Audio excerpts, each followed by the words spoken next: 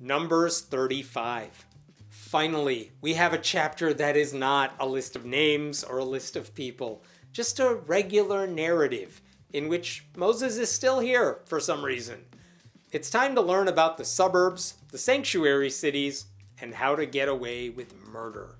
On the plains of Moab, by the Jordan, across from Jericho, the Lord said to Moses, "Command the Israelites to give the Levites towns to live in from the inheritance the Israelites will possess, and give them pasture lands around the towns. Then they will have towns to live in and pasture lands for the cattle they own and all their other animals. The pasture lands around the towns that you give the Levites will extend 1,000 cubits from the town wall. Outside the town, measure 2,000 cubits on the east side, 2,000 on the south side, 2,000 on the west, and 2,000 on the north, with the town in the center. They will have this area as pasture land for the towns." Besides the fact that God went from saying the Levites should get the land 1,000 cubits beyond the town walls, and then suddenly switching that number to 2,000 cubits in the next sentence, I guess this is fine. The Levites can't intermingle in the city, but they can live happy lives outside the city, away from the important people. As someone who lives in the suburbs, I feel like I should be offended by this. Why are the Levites getting this land? Because, you might remember, they were responsible for the care of the Lord's tabernacle, but they were never really part of the family. So this is God's way of rewarding them for their devotion. 6 of the towns you give the Levites will be cities of refuge, to which a person who has killed someone may flee. In addition, give them 42 other towns. In all, you must give the Levites 48 towns, together with their pasture lands. The towns you give the Levites from the land the Israelites possess are to be given in proportion to the inheritance of each tribe. Take many towns from a tribe that has many, but few from one that has few. That took a weird turn. So some of these newly created suburbs are actually sanctuaries for murderers. Which murderers? We're not told, so I guess all murderers of any kind. God wants them to have a safe place to live after the murders. Anyway, we're creating 48 suburbs, which boils down to 4 per tribe, but maybe more since only 9.5 tribes are involved here. And remember that bigger tribes have to give up more land because they have a progressive tax system, which is excellent. Then the Lord said to Moses, "Speak to the Israelites and say to them, when you cross the Jordan into Canaan, select some towns to be your cities of refuge, to which a person who has killed someone accidentally may flee. They will be places of refuge from the avenger, so that anyone accused of murder may not die before they stand trial before the assembly. These 6 towns you give will be your cities of refuge. Give 3 on this side of the Jordan and 3 in Canaan as cities of refuge. These 6 towns will be a place of refuge for Israelites and for foreigners residing among them, so that anyone who has killed another accidentally can flee there." We are ceding a lot of territory to these murderers, which makes me think God's special land still involves a lot of murder. So much so that we need to create multiple places of refuge so that the murderers are not murdered themselves before a trial. Moral of the story, if you kill someone, you need to run to a refuge immediately.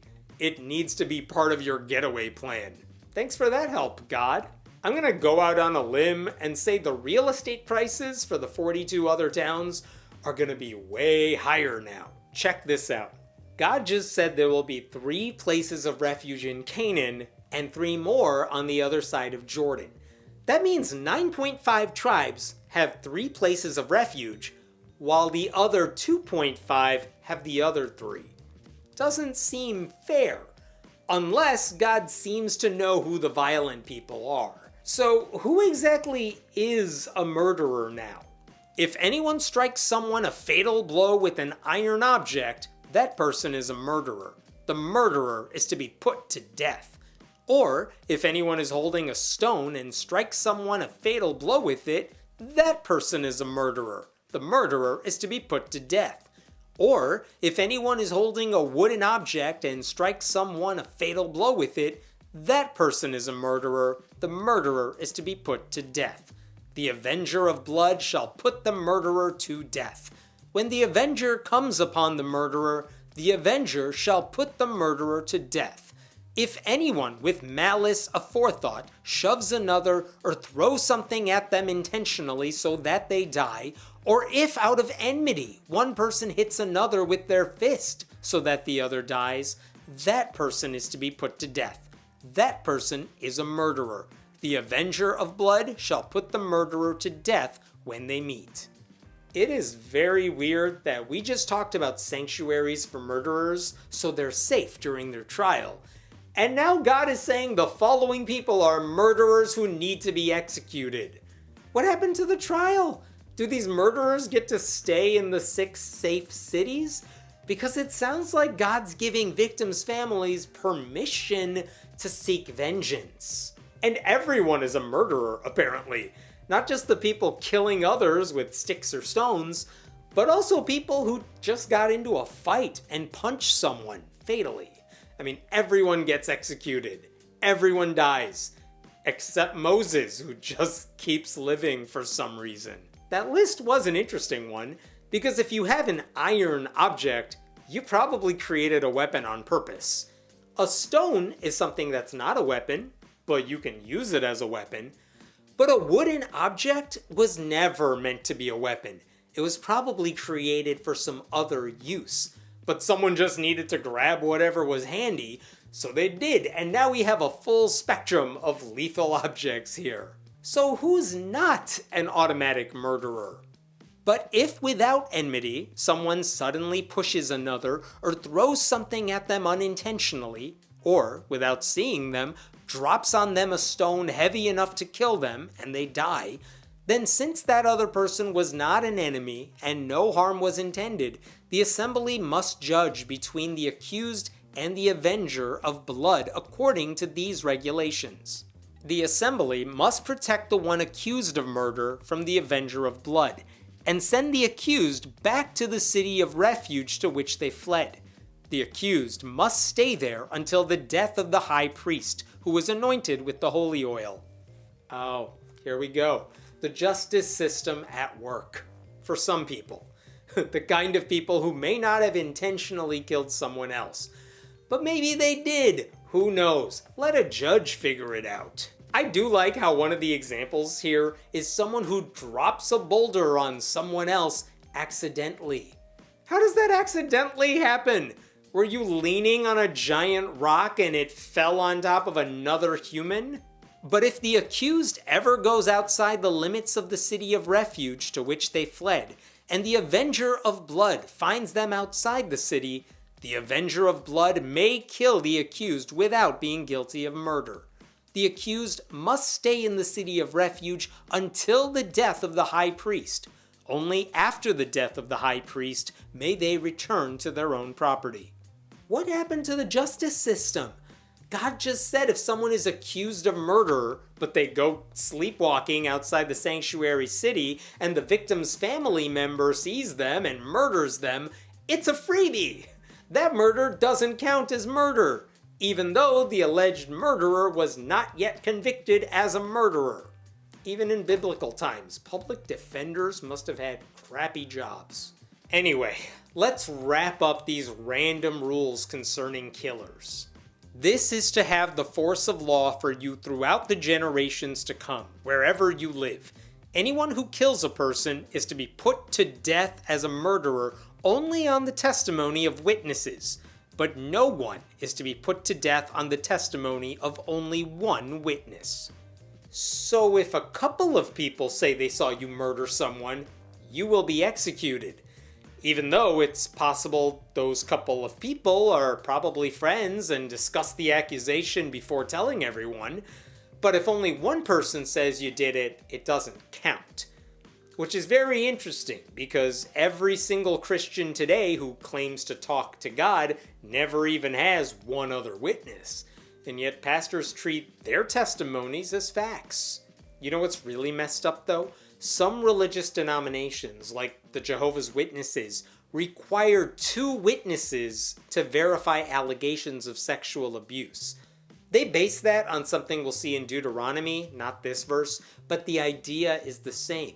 If someone accuses someone else of wrongdoing, there must be 2 witnesses to the crime. And when it comes to sexual abuse, there's usually only the victim and the perpetrator, and no one else. Which means a lot of those allegations are just ignored. I guess it's a fine rule when we're talking about the death penalty. You really want to be as sure as possible there. But the principle that the testimony of 2 people outweighs the evidence that might be available, even if there's only 1 witness, is completely messed up.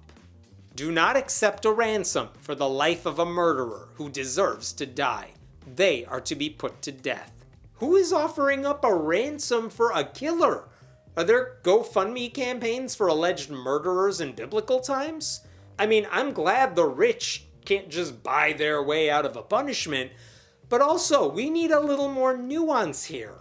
Do not accept a ransom for anyone who has fled to a city of refuge, and so allow them to go back and live on their own land before the death of the high priest. Were people doing this? They had to, or else God wouldn't specifically prohibit it, but it is a very specific thing to offer someone money for an accused criminal who's currently in a city of refuge, but wants to visit his family back home. I mean, I'm all for eliminating the bail system, but this is weird. Do not pollute the land where you are. Bloodshed pollutes the land, and atonement cannot be made for the land on which blood has been shed, except by the blood of the one who shed it. Do not defile the land where you live and where I dwell, for I, the Lord, dwell among the Israelites. So, no vigilantes. No killing people in the good part of town, because that would make God very upset. If you want to kill people, just do it over there. Part of me is happy that we're talking about something interesting, but also, this is not a step up from the names of places and people. The 10 Commandments apply to everybody. These rules only concern alleged killers, which is just a very specific subset of the population. I hope. I mean, I don't know. Maybe murdering people was just really popular before they had smartphones.